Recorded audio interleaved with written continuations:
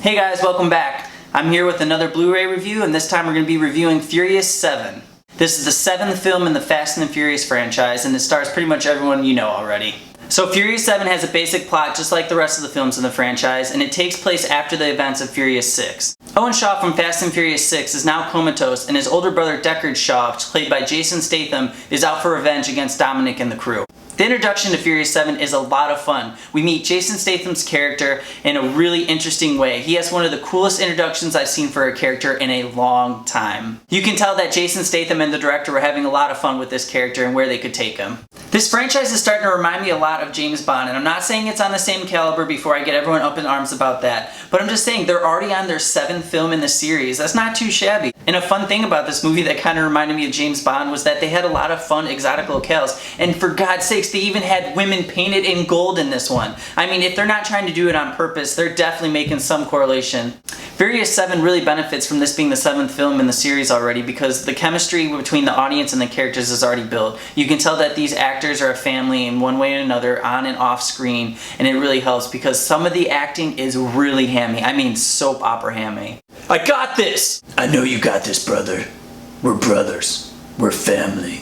It's really kind of ridiculous at times, but again, you just gotta go with it. I said brothers twice. I don't watch the Furious franchise for the great acting. I do watch it for the action, but just sometimes they need to tone it down a little bit.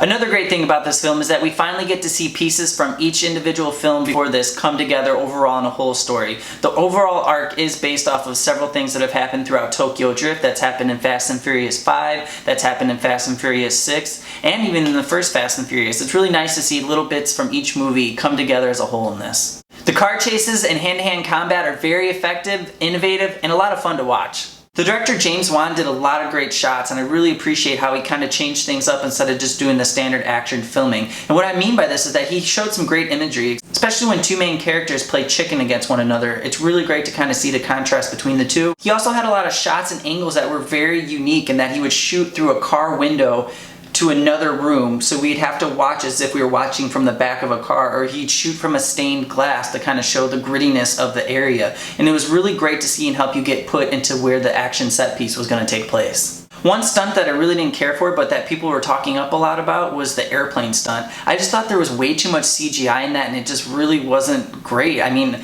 I could tell the actors were in front of a green screen, and that's not what I want to do. It just wasn't fun for me. It wasn't exciting. It was actually kind of boring. I remember even looking down at my phone and like, okay, it went on a little long, but I think the reason it felt that it went on a little long was because I could tell they were just standing in front of a green screen. There is a grand climax to this movie, and it's actually quite long. I was surprised at how long the climax went on, and that's not a complaint. It was actually great to see. The tension kept building and building.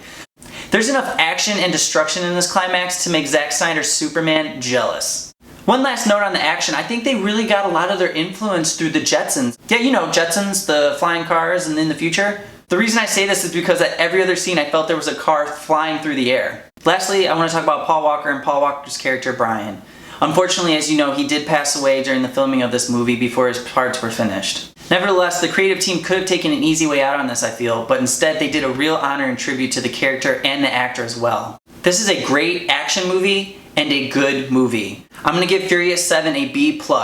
Overall, it's fun, it has great action sequences, and it's entertaining. Alright guys, as always, make sure to like the video, subscribe, and comment down below. I'd love to hear your thoughts. Thanks!